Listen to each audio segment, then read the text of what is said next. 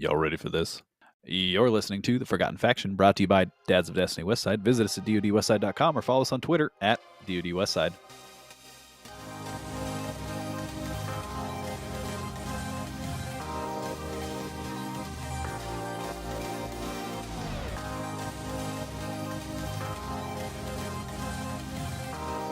Hey, everybody.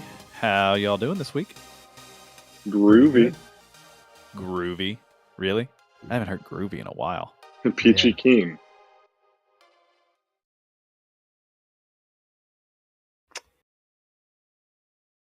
I'm sorry, what? I'm Wow. sorry, I have a hard time processing this. What did you just say? Peachy keen.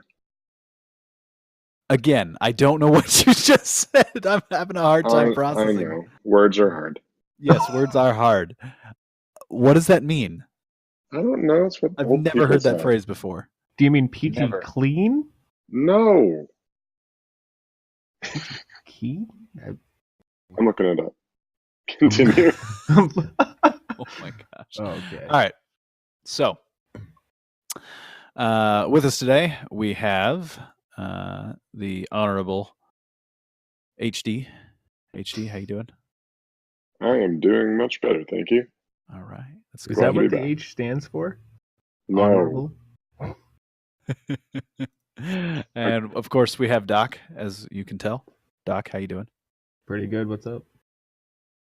Not much. Just sitting here recording a podcast. Kind of ruining my night. No, just kidding. And of course, we always have Grumpy Cat. System, how you doing? I'm laying down in my new chair, so I'm cool with it. Yeah, what chair did you get? I got the Marax office racing chair. Ooh. Office racing chair. Is that literally what it's called? That's what it says on the box, yeah. Yeah. And Amazon. It's like a Wow. quarter of the price of like a Secret Labs or a DXR chair, but it's super comfy, and I'm loving it. I'm going to look this That's- up right now.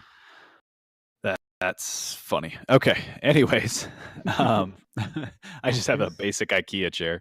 We know. We know. Yes. IKEA for the win. I just needed something so that it would force me to sit up straight, and it's doing that. It's great. Oh, no. All right. I'm looking at it. That's nice. It's got a really high back, and for Yeah. being so tall, it's really nice. Ooh. Marax. Awesome. That's, Well, that's actually really nice. It's What color been did a you get? pretty busy week. Don't you guys think? Oh, we've had Yeah. a lot of shit pop. Yeah, I mean, there's a lot of stuff going on in D2. Mhm. There is. Even in D1, actually, as I'm putting together currently a D1 tournament. So I'm kind of excited about that. Going to be doing that on December 30th. Should be a lot of fun. Sure. It's going to be fun. I'm probably going to get knocked out in the first round because it's going to be super sweaty. But I'm still going to have fun. So anyways, since we still don't have private matches in D2, that's what I'll be doing It's on coming. December 30th. I'm impatient, and I really think it should have been in the original release, but that's a rant for another time. So let's recap here just a little bit since Doc and HD were not able to be with us last week. Let's get your guys just 2 cents here for a minute on the DLC. What do you guys think? Now that you have the Loaded patch, question. all the You said- patches. You said for a minute? I'll give you 2. Okay. After completing the campaign, I was underwhelmed because A, it was convoluted, and B, it was just way too short. I was thinking House of Wolves length, maybe even shorter. I But, can agree it's- with that. As far as the delivery of story, what they tried to portray sounded like they were putting in effort. So kudos to them for story finally. But I don't know. After that, I'm still trying to figure out how things work with the whole verse system and going and collecting all these different materials to power up this thing, to power up that thing, to power up the cube, to put the cube in the machine. It's just so many steps. And those verses are not fun to complete by yourself, I'll tell you that. No, not at all. And I Takes think about an hour each. Yep. And I think I agree with you. After completing the story, Hmm. I was very hyped and a little underwhelmed afterwards. Yeah. Which verse do you think takes an hour?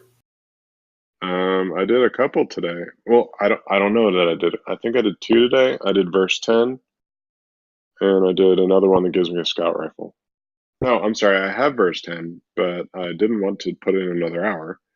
But I did get the scout rifle. Interesting. What did you have to do to get the scout rifle? If I can remember correctly, first I got a cube, which required some radiolarian fluid, something or other, that was advanced or powered up per se. And the only way you could get that is by doing public events, or I forget what else, by doing heroic events on Mercury, or heroic adventures on Mercury. So I chose the easier of the two, and I tested the waters. I'm like, is it any public event or just Mercury public events? But I was in the EDZ, and I was getting Radiolarian stuff, which didn't make sense, lore wise, why that would be dropping there. But anyway, so finally, after getting said material, I took it to Brother Vance. Brother Vance powered it up into a different material, the same material just advanced, which then I powered the cube up, which then I went over to the machine, put it in the machine whirred a bit, and then gave me a gun. Nice. So that sounds interesting. Yeah, that was fun. Okay. So you probably got a few of the blue Radiolarians to drop. So far yeah. I've done I only did 8 public events, but of those I've only gotten 4 Radiolarian whatever the material is called. Yeah, the green ones to drop. And I'm so pissed because in the same time that I only got 4, one of the guys that was with me got 2 blue ones to drop and was done. Yeah. And you can also do strikes. Some of it's too. a little RNG. Strikes are also beneficial to a point. They give you a better chance, I guess. Okay. Question mark. Yeah. It's interesting. Well, strikes give you the paradox amplifiers. Yeah. Oh, that's what I was doing that for. Okay. And Crucible also will give it to you. There's a shot. But I mean, unless you watch the podcast where they, explain how it's all going to work, they don't really define how it should work. And even in the flavor text for these materials, or for the cube for that matter, it sort of explains what you need to do or what you need to power the cube up. And it even says if you use this in the wrong instance or for the wrong verse, that it'll just be consumed and not used. So a lot of confusion. Sounds like it. Like it. Well, I'm hoping to finish up a couple of them because there's something that's tied to that the community discovered this week that we're going to talk about in a little bit. But it's some really cool stuff. I like that there's some kind of hidden layering here that we're still getting into. Well, yeah, as time goes on. The hidden stuff is nice, but I mean, I think they could have given us a little bit more as far as explanations when it comes to the actual story. Agreed. Because it was supposed to be an expansion about Osiris, and I mean, I don't know, Discord, if you agree with me on this one, but we didn't actually learn all that much. No, we didn't. And I was really mad when he walks. Well, I'm sorry if this is spoiler alert. When he walks back into the portal at the end of the DLC, I'm like, what was the point? Yeah, I know. He's offered to come back, and nope. Sorry, guys. Were we pretty much just getting his ghost back to him? Oh, we found you. Here, we found this for you. All right, bye. Yeah. Oh, no, I agree. Well, and there was no dialogue about the speaker, which there should have been. Mm-hmm. Just kind of surreal. Yeah, Ikora could have been like, oh, by the way, the speaker's dead. Or gone, or whatever. Something about the past. Or, meanwhile, while you were in this time simulation, Earth was attacked by the Red Legion, and the tower was destroyed. No, she didn't mention that. What are you doing, Bungie? Except he knows that it's in the adventures. But yeah, he knows that. But how did he know it? Did he see it in a what do you call it, simulation? Because, yeah, the Vex were simulating it. But I mean, just for him to believe that's true versus like since they simulate practically every instance of every possible Reality. outcome, a reality, like why would he accept that one as truth and knowledge? Like, Well, because he doesn't just spend all of his time in there. He does come out, so he would have known it happened. But he felt that his task in the Infinite Forest was more important and figured that we would make it through or we wouldn't, and whatever. He don't care. I mean, well, they didn't see us coming. I mean, I agree with you on that, but at the same time, they hyped it up so much more than I think they gave us as far as the lore wise, though. I mean, the actual DLC was fun. It was quick, but it was fun. Yeah. But I mean, like, for me, I think there could have been a little bit more as far as story and explanation. Yeah, but Especially- you're thinking about it in as a lore person who mostly cares about that. You have to still remember that the game was built for the casual who doesn't care about the lore. No, and that's completely fair, and I do agree with you on that one. Well, to sort of defend Bungie, which is odd because I shouldn't, but they did mention maybe a couple weeks back that they are going to be catering from now on to the hobbyists. But I don't believe at the time of them saying that they had any way to steer their DLC in the hobbyist direction. I think it was already pretty much done, and they were just putting the finishing touches on it. So they weren't catering to the hobbyists. They were going to find a middle ground between the casual and the hobbyist. And I mean, that's more towards the hobbyist because currently it's way too casual. And honestly, even to the hobbyist though, the lore aspect of it probably isn't that high. Yeah, there could be no lore whatsoever, and I could care less.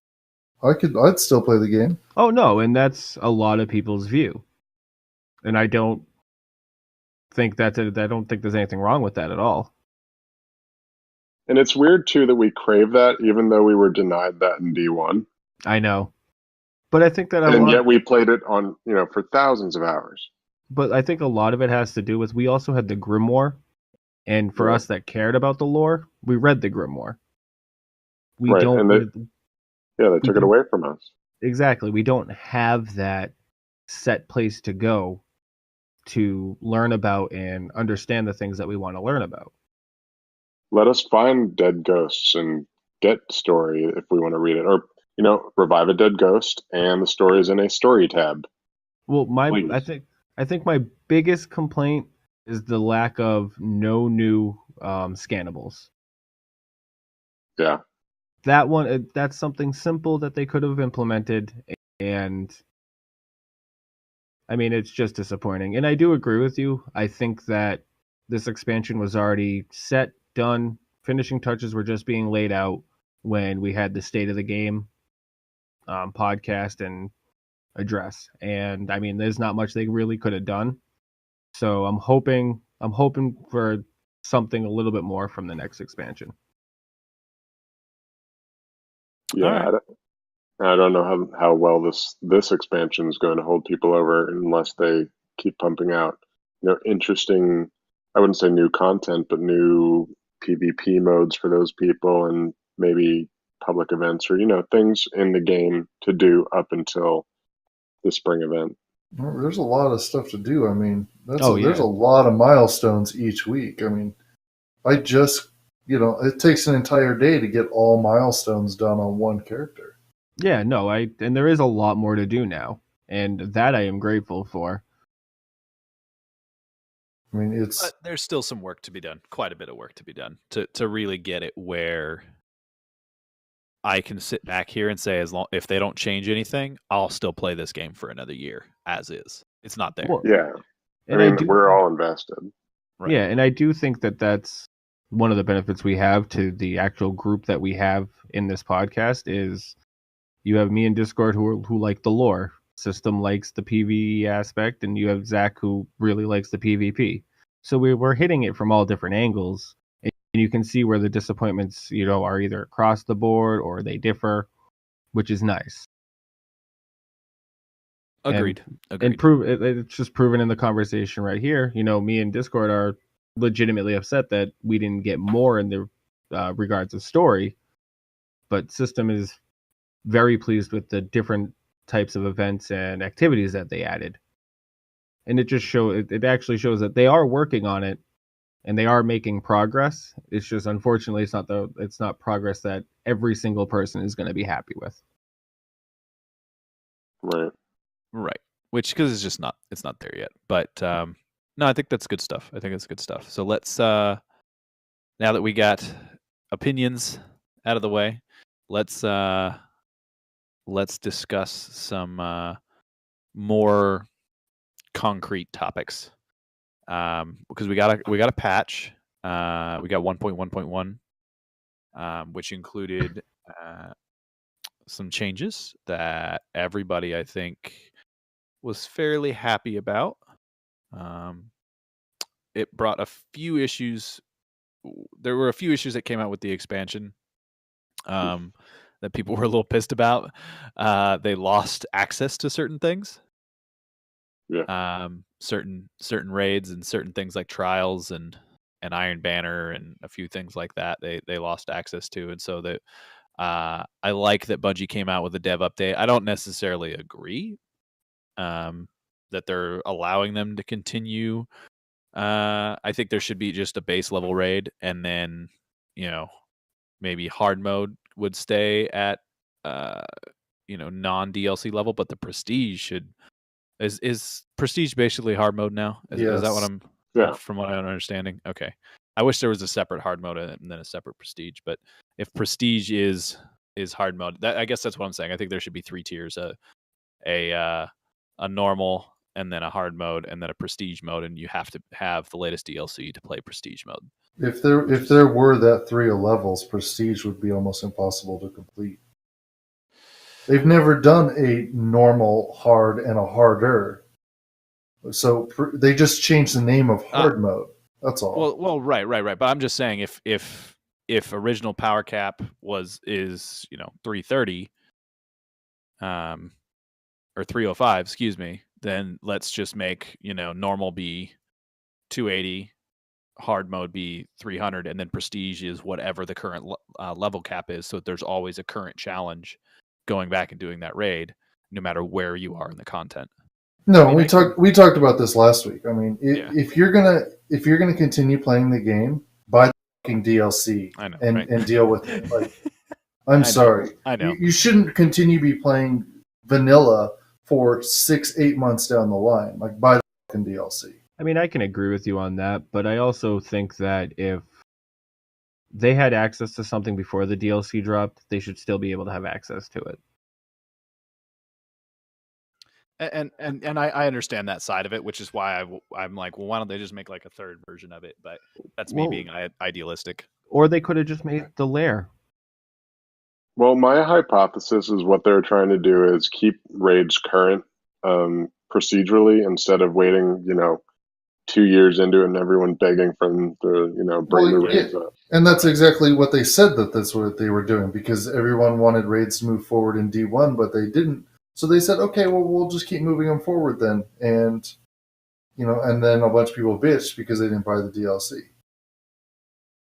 But yeah, in that aspect, then it isn't really fair. Let's say you bought Vanilla Destiny and you didn't have enough money to buy the DLCs until, a while later. But, 4 months, 5 months in, all of a sudden they said you can't do hard mode because you didn't get the dark below. Well, I mean, and it sucks, and like I don't necessarily agree with it, but at the same time, it's how long are you going to go with playing an outdated version of a game? Are they going to cater, playing devil's advocate, are they going to cater to the person that's not, well, money issues aside, Are they going to cater to the person that's just not buying the DLC because they don't want to, which is probably a lot more people than people that can't afford it? Or are they going to cater to the people that are buying the DLC and want to have access, continued access to a raid that's moving up with them and offers an actual reward for them instead of dropping something that's not going to be useful at all? But at the same time, if I paid $60 for a game just because I didn't spend an extra 100 on it, I get something for a little while and then I lose that something without them telling me before I paid the original $60 that I'd lose it. Okay, but if It's they like- kept it, look, Go ahead. Discord. I was going to say it's like them saying essentially you rented the game for $60. Yes and no. Well, yeah, if you want to say anything, that's where they fucked up, is that they did not say a little while back, hey, when you buy this, you're going to lose it if you don't buy the DLC. That's really all where they fucked up. But like I said, to play devil's advocate, if they kept the raid like it was, even the people that have vanilla, it's going to be hard for them to find somebody to do, say, the old Leviathan raid, because honestly, it's for your average casual player, which they primarily are catering to. No one's going to want to do it because it's not dropping rewards for them. That's a valid point. No, very, very valid point. But ultimately, it's caused a little bit of an uproar. But I think they've got a decent plan in place. I don't think it's the best plan for now, but I think it's better than what was there. So we'll have to wait and see how it all plays out over the next few weeks, and with the next DLC. That's what I was going to say. I think it's going to be more interesting to see how they handle it with the new DLC, because we know we're going to be getting another raid lair, and I want to see what they do as far as how they like carry certain things forward. Exactly. So it'll be interesting. So, but anyways, moving on here. Let's get back to the rest of the details of the 1.1.1 update. Let's see here. There were various other issues with progression where players would get stuck at 289, and they fixed that. And that was only for people who didn't own the DLC. A few other things they fixed, like the looting chest for faction rally tokens over and over and over again. They fixed that loot cave pretty quickly. And then they released Masterworks to us, which is pretty impressive, and pretty broken in some people's perspective, because multi-kills drop orbs that not only can your teammates pick up, but you can as well. So I think it'll be interesting to see how that plays out, particularly in those high-level things like raids or trials. Have any of you guys had a chance to use one of those extensively? Yeah, I was using it during the second verse or whatever I was doing, and it was dropped. That's what shocked me. I didn't understand how it worked, and I all of a sudden saw an orb pop out of someone after I killed him. And I'm like, really? For me? I created an orb for me?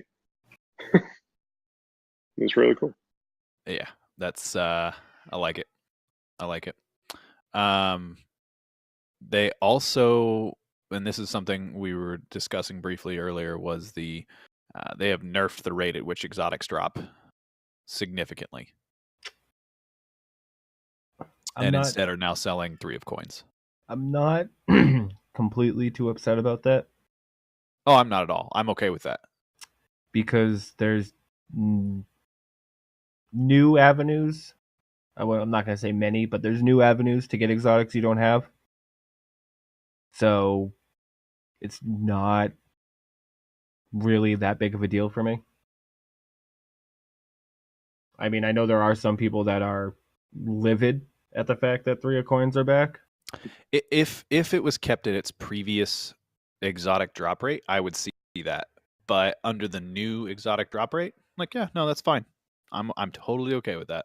But the people that are complaining it's the same reason that it's just aiding the casual player. We had it in D1 and exactly. Yeah, no, I'm fine with that. I'm fine with that. If somebody wants to spend their shards on 3 of coins, who cares? Yeah, the person who's going to benefit from it the most is me because I got 1,200 legendary shards sitting in my vault to go buy 3 coins with. So it's like it doesn't, that doesn't bother me, not in the slightest. But you also can buy a exotic engram from Zer that's, I believe it's guaranteed an exotic that you don't have. Correct, yeah, but only engram. 1 per week.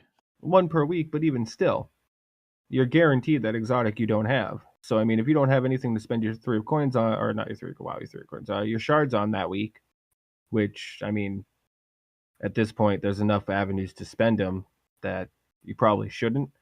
But if you do have the extra shards and you're missing an exotic, just go buy the Faded Engram. Yeah, I'll probably do that, honestly, for the first few weeks, just to work on my, catching up on anything that I don't have, that I really want. So, yeah, no, I think I like that change, personally. Oh, I agree. All right. So that pretty much does it for that 1.1.1 update. The biggest thing being the Masterworks. Did you guys talk about the gift rewards last week? No, because nobody's really had a chance to run with it much. Have you guys run it at all? I experienced it. Yeah, what did you experience? I was doing some strikes, some heroic strikes, and one of the other players in the team had popped one. And at the very end, I got an item, a consumable item called Gift of Tokens or whatnot. And it was a consumable, and once I used the consumable, I got 5 Vanguard tokens. So it was a Vanguard one, not an Eververse one. Oh, are we talking about Eververse, or are we talking about... There's multiple. You can do one for Shaxx or Zavala or Everest. Yeah. So it was the Zavala one. I thought they were supposed to work in the raid as well. No. Eververse might, but not the other two. Okay. I think the Shaxx one is broken because it gives everyone, foe or ally, an exotic, I think. It can. It has a chance to. Right. But I mean, that defeats the purpose entirely because that's all people are going to be using in there, and everyone's just going to be getting nonstop exotics, which is fine for the player. More loot, yay! But well, there's as it was before. Like you'd go play a 12-minute match, and you'd get 1 item to drop. 1. Ugh. See, the way I look at it, was 9 times out of 10 it was blue. That was it. That's what you'd get. You were grinding for tokens, is what you were doing. Yeah, I mean, the way I look at it is, if you're playing with your clan, awesome. Just send in rewards to everybody. I mean, it's not bad for the solo player, but it is what it is. I mean, I don't see it as a bad thing. I also don't see it as a good thing. I mean, it's just kind of there. Again, if you want to spend your shards on it, go right ahead. It's just 5 extra tokens, really. I mean, yeah, it's not a big deal. Yeah, it's something that helps out everybody, and it coincides with their friend game. If you've got the Bright Dust to spend, then buy the Eververse ones, but it's heavily weighted towards shaders because it's a majority of her loot pool. Mm-hmm. So, and then beyond that, it looks like we also have Destiny's starting, or Bungie is starting something new. They're doing a webcomic series for origin stories. I know that's something I'm excited for. Yeah, the Fall of Osiris. Yep, the Fall of Osiris, and then we're supposed to be getting one for Ikora, it looks like, from what they're saying. I mean, it looks like it's going to be good. They've got some New York Times best-selling writers and some really good artistic guys on it. So, I mean, it's going to be good in the aspect of an actual comic book. I'm hoping it's good for the lore. I mean, especially if it is an actual origin story that we're seeing. I mean, again, it all depends on what they give us. I mean, I don't know if they're going to be using this as a replacement for the Grimoire. Here's a comic book. Yeah, I know. Look, we added pretty pictures. Yeah, we knew word paper was hard, but we added pictures. Yeah. I mean, I'll check it out. I'll probably keep up on. I mean, it's a source of stuff that we don't already have, so why not? I'm not going to complain about them giving us something for free. Yeah. And then after that, it looks like we've got the Dawning coming. A little bit later than it was. A little bit later than it was last year, but the one big thing that I'm excited about is they're including the farm finally. That poor farm. So what are they including with the Dawning? What are they including with the Dawning? There's going to be all sorts of new armor you can get from Eververse. You can purchase, and she'll have in her loot pool every week new armor that is specific to the Dawning that you can buy with real money or with your Bright Dust. And you can also earn it from the Bright Engrams. And also there will be piles of snowballs randomly throughout the world, and mainly in the social spaces such as the farm or the tower, and you'll be able to peg other guardians with it. I don't know if they'll have snow on them. That'd be cool. But also within strikes. It looks like from the pictures Yeah, that they do have snow covering them. that's cool. And it also can be used on enemies, Yes. which evidently stuns them and deal big damage. Which is interesting. I wonder if there's going to. I'm sure there's going to be special quests or completion activities where you have to kill such amount of enemies with snowballs, and Yeah. that sounds cool. The other thing that's coming with the Dawning is Mayhem for the Crucible. Yeah, but the real question is Yes. Mayhem going to be in its own playlist, or It better be. is it going to be part of the rotation? No, it needs to be in its own freaking playlist. It can't. They can't like Iron Banner. It needs to be out in its own. Why playlist. not? They're all the rest of them are in the same playlist. Trials it's in the same playlist, really. No, I'm talking about the Osiris maps are in it. They're the same playlist. But I'm talking about game modes. We're talking about okay. We're talking about Clash, Control, Supremacy. Yeah, those are same all game going to be all those game modes are going to be available for Mayhem, and it's just going to be one thing where you go into Mayhem and you can't choose the mode. It's just going to be all the game types. I hope that's what they do. I think Mayhem is going to be strictly Clash, and it's going to be Mayhem Clash. I don't think it's going to be Mayhem Supremacy, Mayhem Control. It's going to be straight Clash, Mayhem, and it's going to be part of the rotation. There's never been a Mayhem Control, I don't think. I think it'll have its own separate playlist. Maybe it doesn't have all the game modes, but there will be a separate playlist for it. Because it's so different. It has to be. So is like Iron Banner. So is Supremacy compared to Control or Clash, but it's still in the same rotation. But it's a standard game mode versus Iron Banner or Trials. Mayhem ended up being part of the standard playlist, but it doesn't seem like they're. No, it's like a flavor of.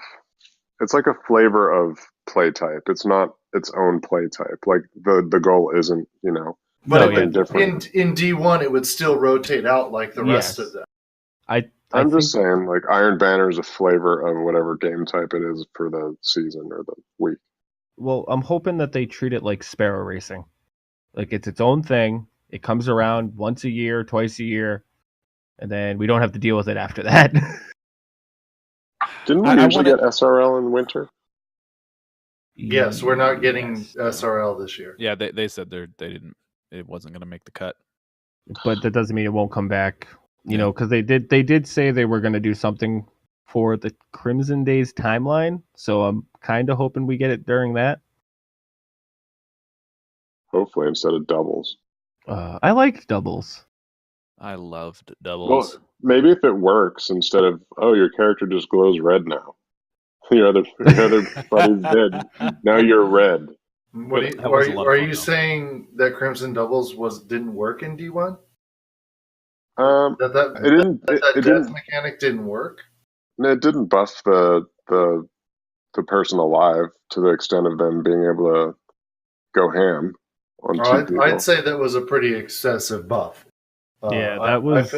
I felt that was quite a good buff. At least on my end, I thought it was. But yeah, same. I came out on top on pulling 1v2s quite a few times because of it.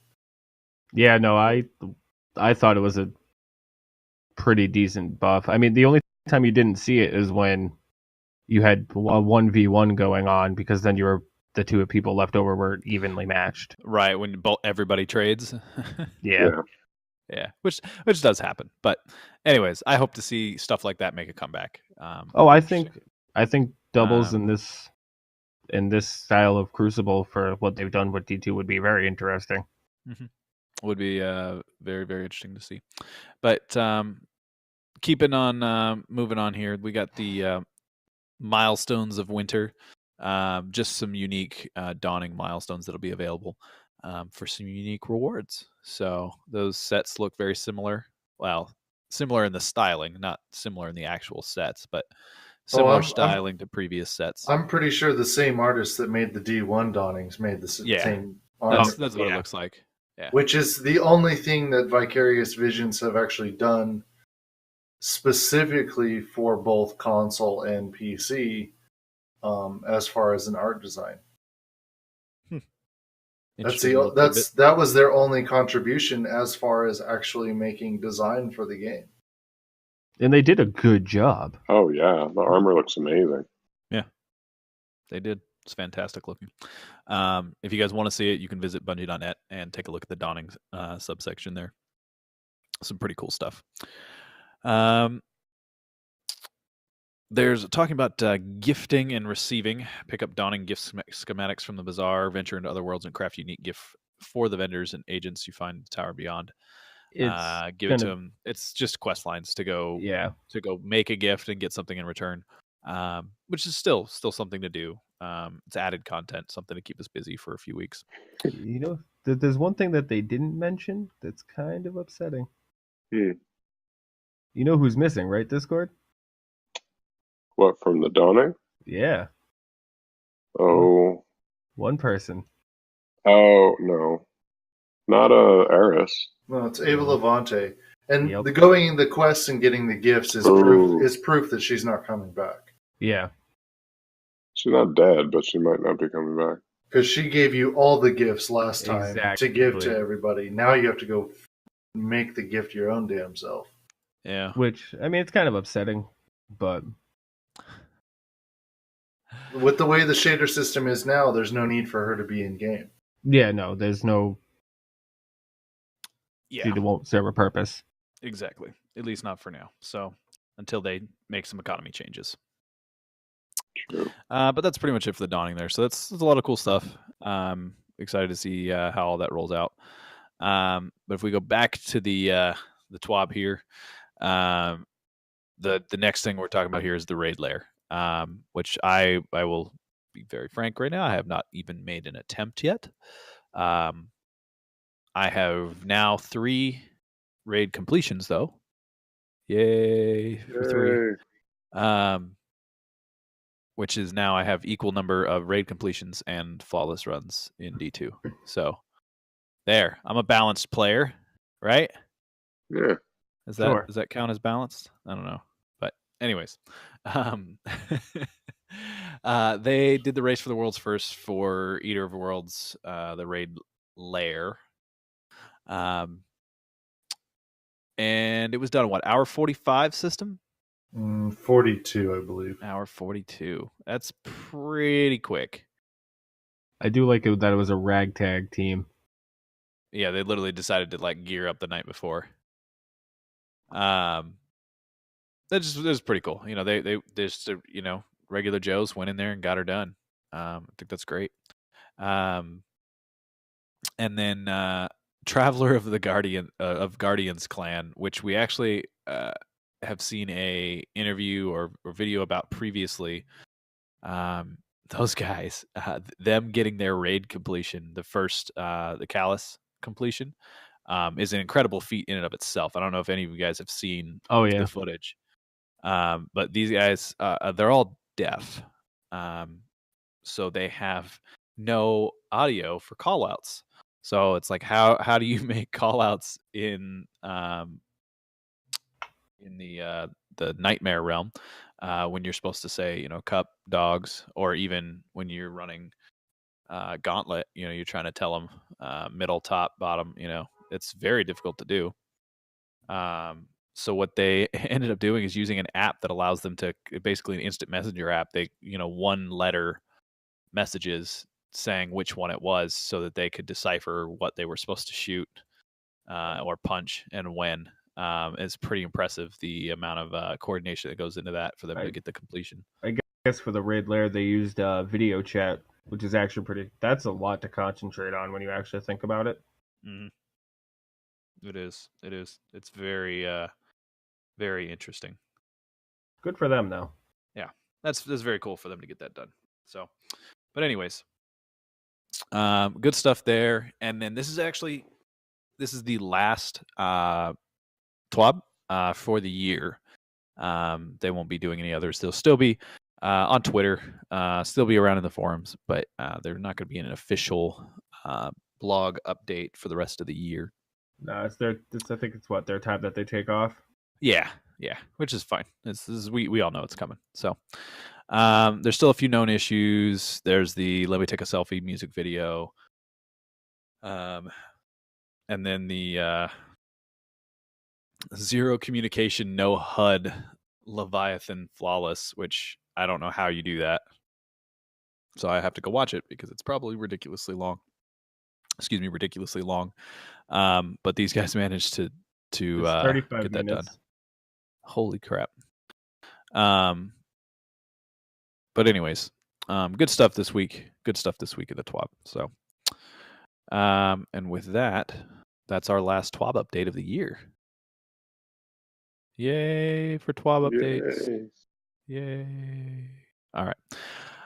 What else are we going to talk about today, guys? Well, let's see. What's up next? Well, me and Discord, we're going to talk about the lore of the new Saint 14. Yes, fascinating. Please break it down for us. A little lore segment. What you guys got? Well, we're actually, so obviously by now, if you don't know, spoiler alert, they re-released the Helm of Saint 14 with the Curse of Osiris, which awesome. It fits the lore. Thank you for doing it, and everybody wanted it back from what I understood. So me and Discord are actually going to read through it because there's two speakers in it, one designated SX and one designated C6. I don't know, Zach, do you have it? Because you can read the actual top flavor text and then the stuff in the slashes if you want. I do not. Okay. I mean, I threw it up, so I don't know if you want to pull it up or not, but let me see here. Oh, you want me to read the stuff in the slashes? Is that what you're saying? Yeah, yep, and the top part too, if you want. The top part. Okay, yeah, that's cool. We're talking here, Helm of Saint 14. So it says, he walked out into the demon light, but at the end, he was brighter. And I don't know how to say that dude's name. It's Payan to Saint 14. Payan, I think. Payan. Okay. And then this is your action text here. Audio unavailable. Maintenance frame transcript follows. You know what they say about Titans. They're loud and abrasive. The good ones are all dead. You don't know that Saint 14 is dead. The greatest Titans who ever lived just disappeared. Call it a hunch.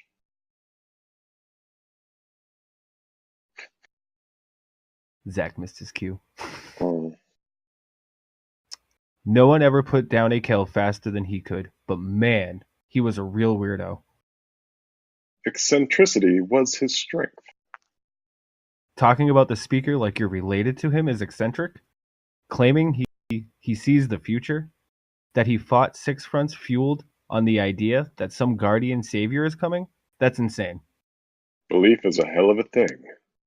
Sure, yeah. One guardian going to fix everything. Kick Crota off the moon. Make it look like us Vanguard know our head from our hindquarters. Hey, where are you going? One of the new recruits from old Russia I've had my eye on, entering the Crucible for the first time. Hey, maybe they're the one.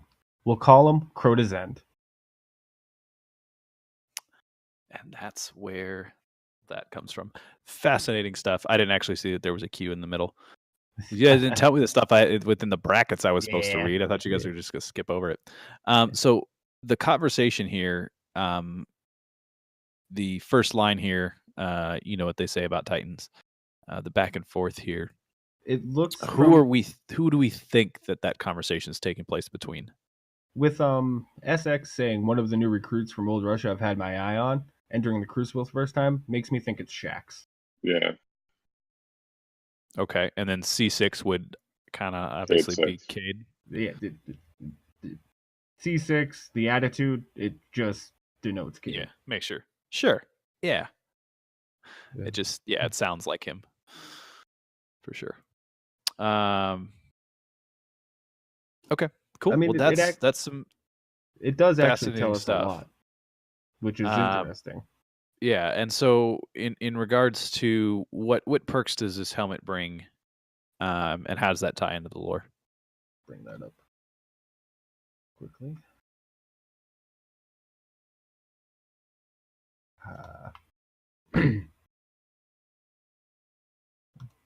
What? Do they not actually? So it's got the exotic perk Starless Night. Starless Night, your Ward of Dawn blinds enemies that enter it. Guarding with Sentinel Shield temporarily blinds enemies. So essentially, when you read the top quote, Zach, he walked into the demon light, but at the end, he was brighter. Pretty much saying that he's brighter than any other type of light that we know of. And it's bright enough that it blinds your enemies, or blinds people that are coming against him or walk into the Ward of Dawn. Nice. Okay, so that's similar to what we had in D1, in the blinding bubble, as we used to call it. If you were running Sate 14, have either of you guys happened to have used this helmet yet and found it to be useful in PvE or in the Crucible? I haven't used it yet. I mean, when I play my Titan, I'm usually a striker. I haven't tried it with the Sentinel yet. I mean, I'm not a huge fan of the Sentinel anyways. So, I mean, it's something I'm going to look into. It might be useful in certain aspects. I don't know if I'd have to ask System if it'd be useful in the raid or anything like that. No, it's not useful in the raid at all. If you're running a Sentinel in the raid, then there you go. You did something wrong. Striker is still superior. It's just nice that they brought it back, because I think a lot of people really did like it. So yeah, it was a fun helmet, and it's got some fantastic lore. If you've ever read the original grimoire for the helmet, or at least the story of Saint 14, it's a fascinating story. I think we covered that a little bit in our lore segment, our lore entirely focused episode. We discussed Saint 14 a little bit and how the dent got in his helmet. Kind of some fascinating stuff. Cool, guys. Well, I appreciate you guys covering that for us. That's some cool stuff. So, what else would we like to talk about this week? Well, since we brought up Saint 14, changes. Oh yeah, go ahead. You might as well go into the what is it? The new shotgun. Yes. Yes, Saint 14 shotgun. So, for those of you who don't know, Saint 14 was found, his body, very early on into the DLC being dropped. And they're like, "Hey, what is this thing doing? Why is it there? Why can't we get to it?" And we ended up finding out that after you get to 5 weapons that you've forged on Mercury, you get a quest line to go get Saint 14's shotgun, which is, according to some who have faced it, is pretty beastly. I don't know for myself because I don't have it yet. But apparently there's also an emblem that comes along with it when you complete it. But yeah, you need to complete 5 verses, complete a mission, collect some materials, and then after you've done that, there's a lot of materials. Okay, yeah. But his shotgun is called the Perfect Paradox shotgun. Similar to Hawthorne's field shotgun, it fires full auto, but also has a rampage perk, which buffs damage after a kill and stacks up to 3 times. So pretty cool stuff, pretty powerful, and it even has the Saint 14 little number 14 in Roman numerals. Like, yeah, on the side there, and then the logo, the emblem, has a the 14 in Roman numerals on it as well. And if you read go ahead. If you read the lore tab, it seems like the speaker actually forged it for Saint 14. Oh, interesting. That's very the interesting. Theory, anyway. Fascinating. All right. So, moving on. Cool stuff there. We also have this week we had some vendor changes. Have any of you guys gotten any of the ornaments yet from the vendors? Yeah, I've got a shit ton of them. Yeah, I was gonna say I've got a bunch for I think the Vanguard and the Crucible. Yeah, I was just gonna say I pretty much have all the ones except for I think the ones that require me to go do competitive for Crucible because nobody wants to go play competitive. But yeah, I've got a lot there, and those are. I like that. I like that little added grind. I like what those ornaments represent, and I like how they look. I have 0 complaints in that category. What about you guys? Oh, I like it. I like the fact that it changes them up. It changes up your appearance, and I've got no complaints about it. I think it's nice that they added ornaments to regular legendary items. Yeah, I think it's a fantastic system. What do you think, system? Just another thing to grind for that. Exactly. It's something to do in the game, which is what we've been asking for. Okay. Anyways, now that you yelled into my fucking ear, yes. It's not something you don't have to do. Like, it doesn't affect anything. It's just an ornament. So it's kind of pointless to even worry about that. And most of that gear anyway is mobility based, so it's really not going to help you too much. Okay, fine. Whatever. Ugh, Debbie Downer over here. All right. Well, you can't have a full fucking mobility build. I mean, you can. Probably not a good idea, but you can. Yeah, you're not going to survive. Oh man. All right.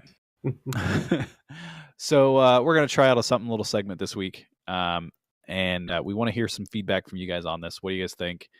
1 on our lore segment, and then 2, the segment we're going to do right now, which is we're calling it Fun Build of the Week. It's something fun that we tried out, maybe a combination of perks and weapons. I've seen this done with Titans, but I hadn't seen it done yet with a Hunter. And I had a lot of fun this week running Blade Dancer and Fighting Lion together.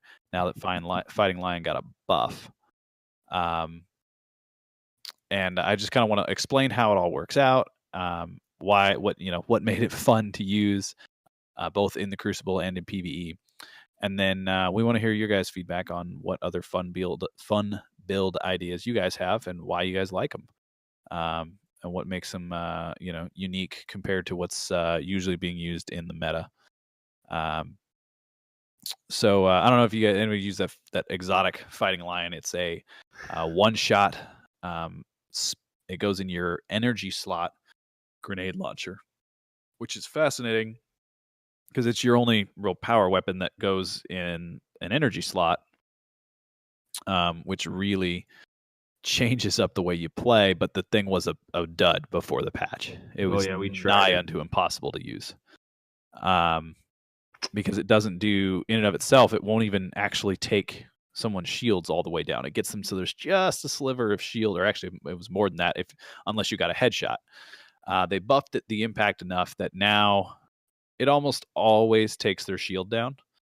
if you hit them with it. But it's still got to be a direct impact. And again, there's still only one shot. But they changed a couple of perks on it, or the way the perks function. In that, the idea behind it is if you get a hit with it and then you immediately kill the enemy that you hit, it'll automatically reload itself. And under the 1.0 version, it would pull that ammo from your inventory. Now it just magically shows up in the magazine. So you basically have infinite ammo with it as long as you get immediate follow-up kills, which is great. But then when you pair it with a Blade Dancer, which already got a recent buff with this patch, but you pair that also with the Way of the Warrior perk tree, you get Deadly Reach, which dodging increases your melee range.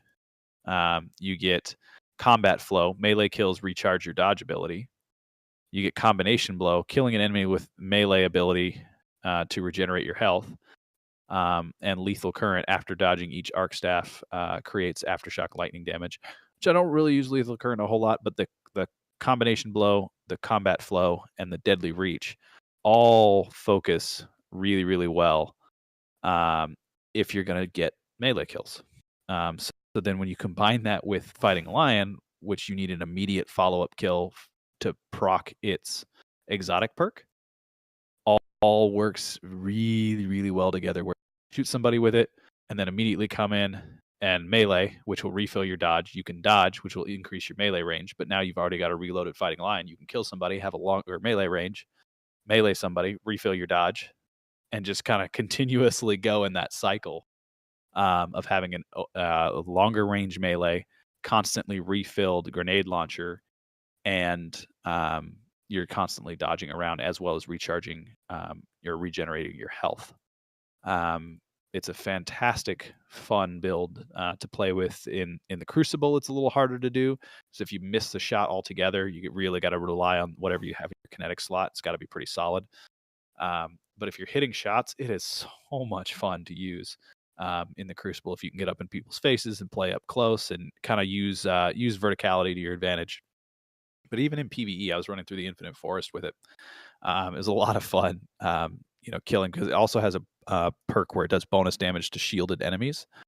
And it's a little broken in PvE in that if you kill an enemy accidentally with the initial shot, it won't reload itself. You still got to get a kill after doing the initial damage. But if you shoot any other enemy and kill it, it'll reload the Fighting Lion, so you can actually hit a boss or hit something that is shielded, and then kill an ad, and then turn back to the boss, and your Fighting Lion will be reloaded, shoot again, and just kind of cycle through this, constantly having grenade launcher ammo that you don't have to refill, and it's a lot of fun. It's a lot of fun. I really enjoyed using it. So let me know what you guys think. Try it out this week. If you guys didn't like it, let me know. If you did, if you have better ideas or better ways to use the Fighting Lion, or maybe another exotic that you feel is a better choice for a better loadout, let me know. I might try that out this weekend when we play. Yes, it's fun.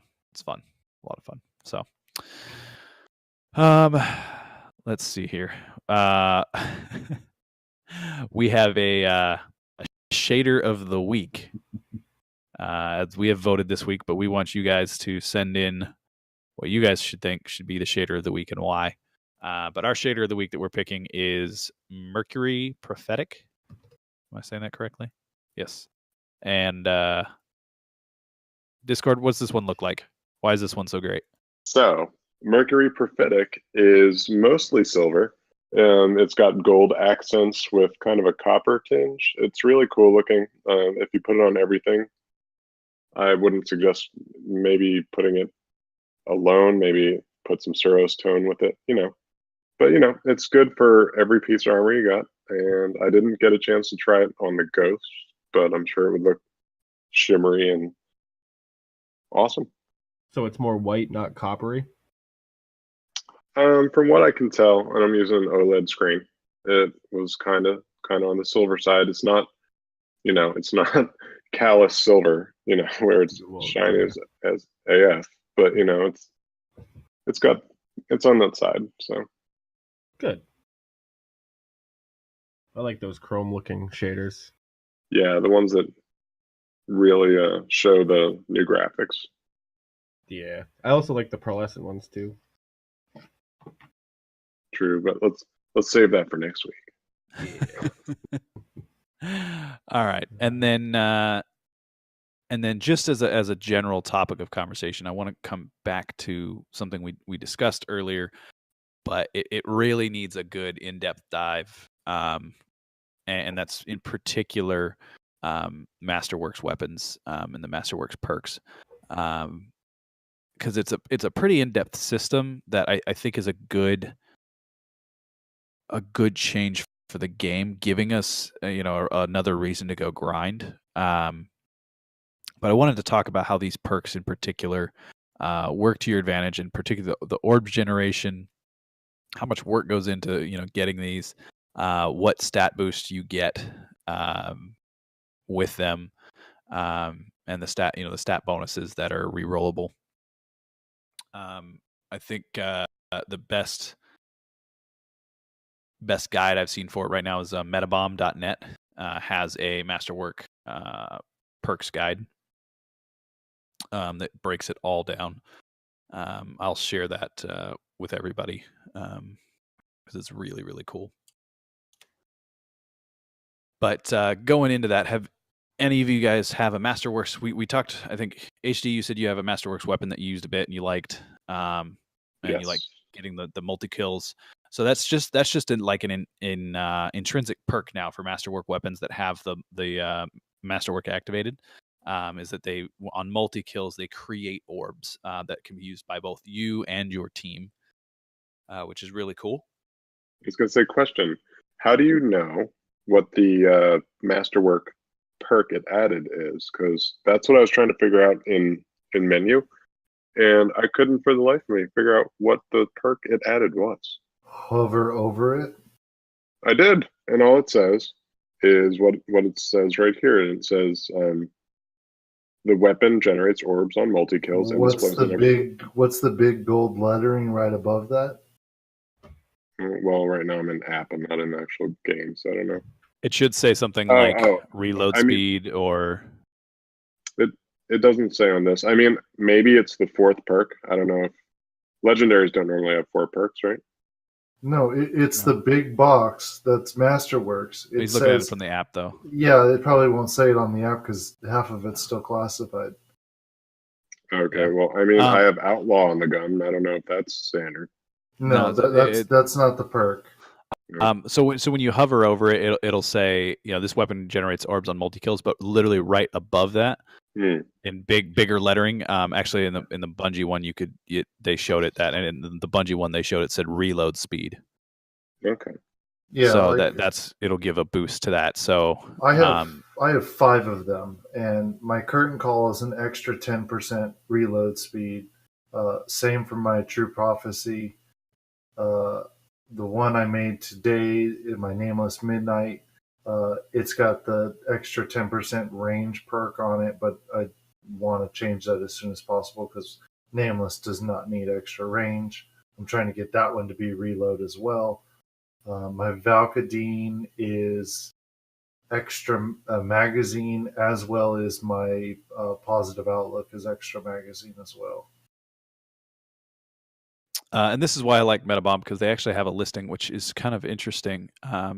But they have a full listing of all of the possibilities. So we have impact, range, stability, handling, reload, magazine size, blast radius, and velocity. The blast radius and velocity ones are exclusive to rockets and grenade launchers. Magazine size would be a 10% increase, and that can apply to all. Reload that is a 10 stat boost, not necessarily a 10% increase, but a 10 points added to the base stat. No, it's not points. It's percent. Is it percent? Yeah, it's percent. Sure. It's not points. All right. Okay, so we'll say 10% added to the reload speed, and that's everything except for swords.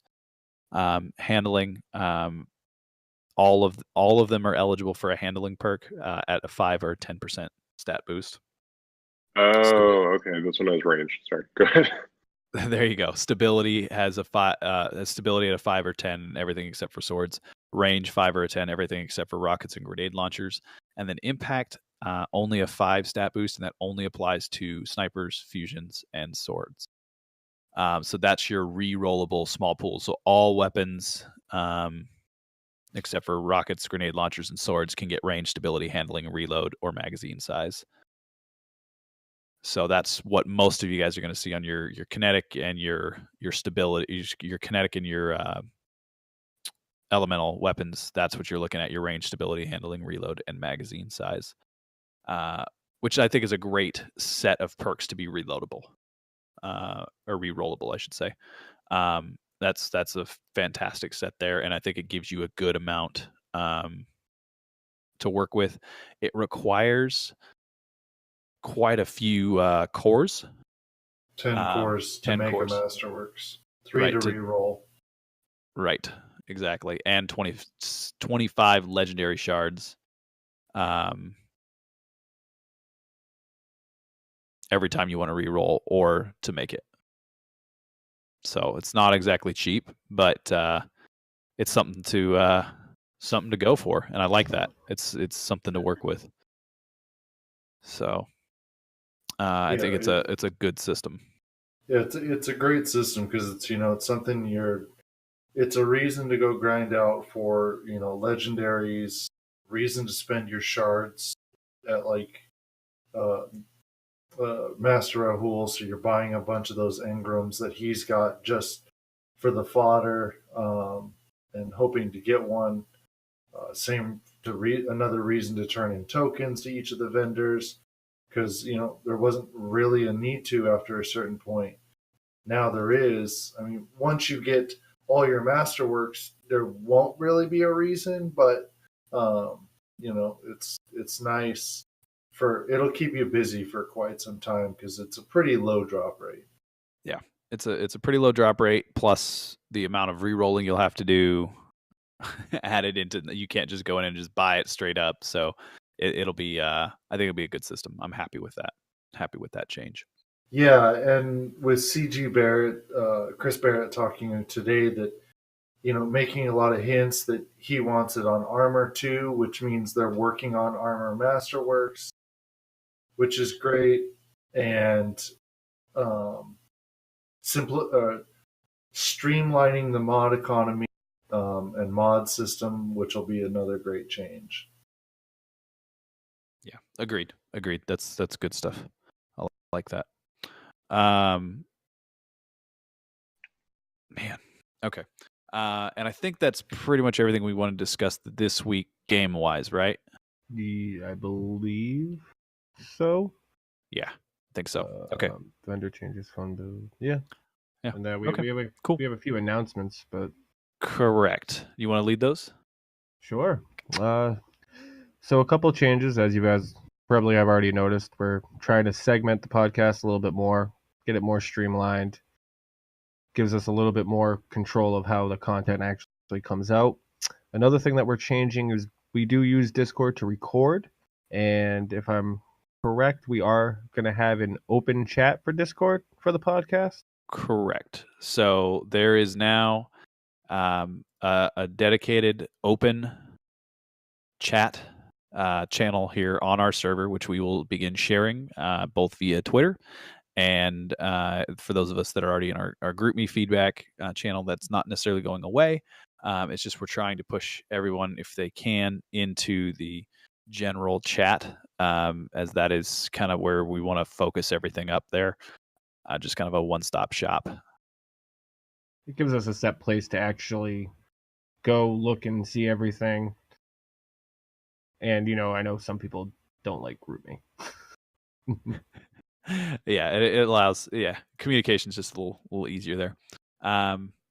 So open chat, we're going to start sharing the link around for that. What else we got? We also are going to actually stick to and start a streaming schedule. For right now, it looks like it's going to be every Friday night, a couple Saturdays probably thrown in there. I know myself and Discord will be running a raid lair with a few other guys from the clan Friday night. Correct? Yeah, buddy. That should be fun. And then I know Zach and I, as far as I believe it's just you and I, Zach, for right now. Yeah, as far as I know, right now it's just gonna be you and me. We're gonna run through the Curse of Osiris story on characters that we haven't done yet. Exactly. So it could be quite a bit of fun, and I think we're gonna have a good time with that.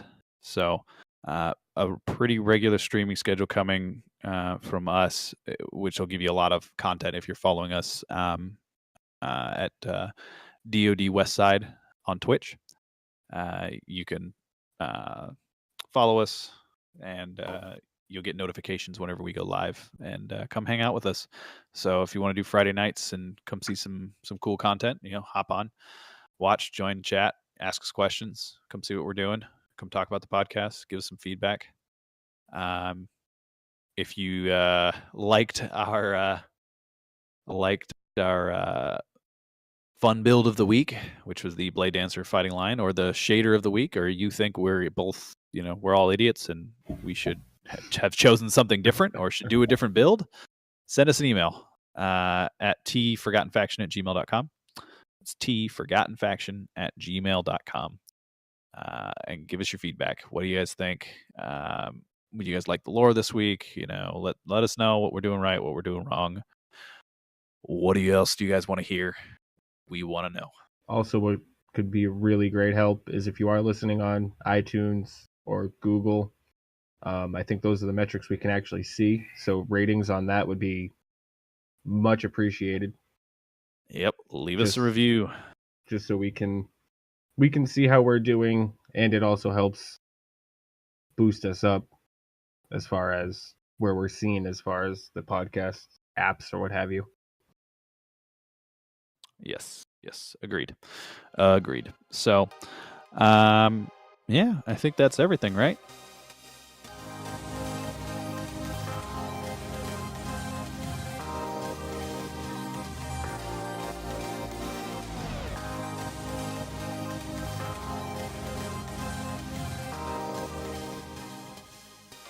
Later. Have a good night or day. Or morning? I don't know when people listen to us. I hope it's not at night. Would you want to go to sleep listening? Have a good waking period, you.